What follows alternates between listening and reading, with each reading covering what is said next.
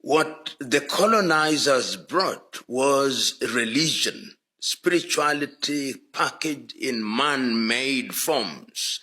And that is why, therefore, you have things like Roman Catholic. You have organizations such as the Anglican Church, the Presbyterian Church, the Episcopalian Church, the Methodist Church. That is religion. Religion is organization of spirituality into a formal thing, which is then controlled by man, claiming to represent God. Africans are therefore spiritual. And I do not want the word spirituality to be used as if it were a synonym of religion. Part of the reason why we talk about religion, I know there is a Kenyan called Mbiti who has written a lot about